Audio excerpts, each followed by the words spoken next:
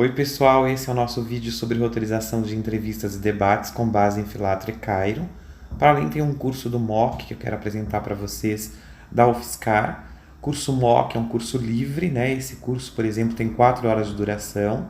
E também o nosso assunto de sequência do próximo vídeo, que será o código de ética do uso do celular em ambientes coletivos, sobretudo nas escolas, né? Como construir, né, com os pares um código de ética para que a gente possa usar o mobile, então, como ferramenta didática. Bom, vamos ao que falam as autoras. Elas separam, né, essa distinção entre depoimentos, entrevistas e debates, justamente pelo foco do assunto, que tem uma entrevista e que tem um debate, que é diferente de um depoimento, né, onde o, o depoente ele discorre de maneira livre, ou seja, ele conta uma história lógico, sobre um assunto, mas diferente da pauta de uma entrevista ou de um assunto de debate que tem que ter começo, meio e fim e que trate esse assunto de maneira integral. É sobre isso que elas tratam, né?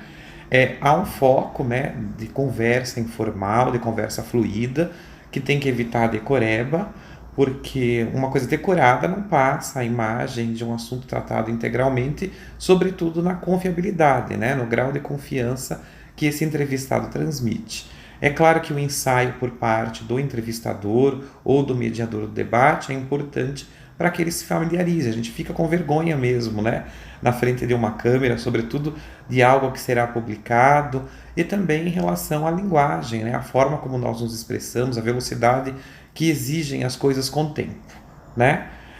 Lógico que tem que ser apresentado esse entrevistado de maneira que você exponha um mini currículo, pode ser de 1 ou 2 linhas, mesmo que seja uma entrevista em campo sobre uma opinião de alguém que esteja passando na rua, por exemplo, é interessante que você informe, né, ao espectador quem é que foi entrevistado, né, quem é aquela pessoa, sempre, tá bom?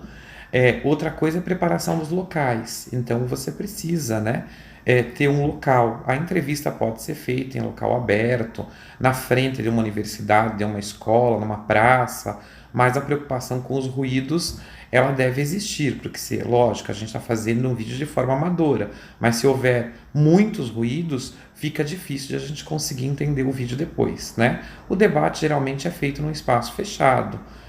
Outra coisa que é importante em relação aos debates é a dinâmica de filmagem. Por exemplo, se houver participação da plateia e eu tiver com uma câmera só, ou mesmo só com o celular, eu preciso antes, né, ensaiar, definir qual será a dinâmica então da transição de câmera de um lado para o outro, né?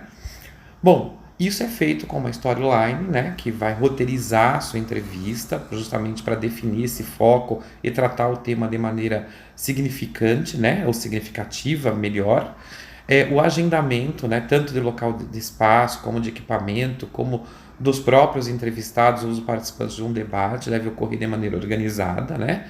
A preparação dos ambientes nós falamos um pouquinho, mas, por exemplo, se eu for utilizar um recurso como o Chroma Key, eu preciso antes, então, preparar esse ambiente, né? Ter esse Chroma Key instalado, essa cortina, ou se já é uma parede verde, daí por diante. A realização, né?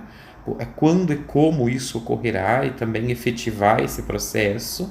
A edição de vídeo, que pode ser simples ou pode ser uma edição mais profissional, depende dos equipamentos que a gente consiga, né, obter e também se aproximar. Tudo isso exige treinamento técnico, a gente não pode perder esse foco. E a publicação, né, é feito para ser publicado.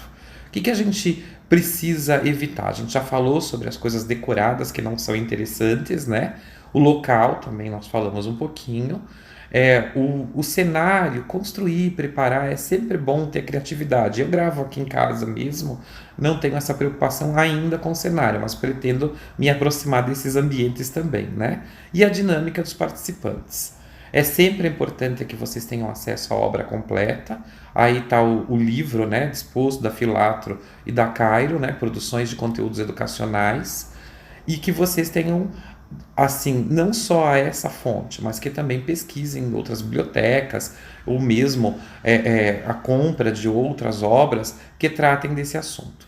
Agora, se o celular mudar um pouquinho de foco, é que eu vou andar pelo celular e está capturando a tela. Bom, gente, esse é um Moodle para celular, é só você baixar pela sua loja de aplicativos. O POCA é o ambiente de mocks da UFSCar. Eu fiz esse curso de potencialidades como ferramenta do YouTube para edição, para criação do canal, sobretudo, né, dos vídeos, e vocês podem fazer tantos outros cursos excelentes que existem nessa base ou em qualquer outra base do Moodle, tá? O que a gente vai seguir então no próximo vídeo? É justamente a construção de um código de ética para uso dos mobiles no ambiente coletivo, nas escolas. Existem culturas que já fazem isso, escolas aqui no Brasil também que já fizeram, e é sobre isso que nós vamos falar para que se crie então, né, no coletivo que vocês conviverem, um código de conduta onde eu possa usar o celular com função didática e de maneira produtiva, tá bem? Muito obrigado e até o próximo vídeo.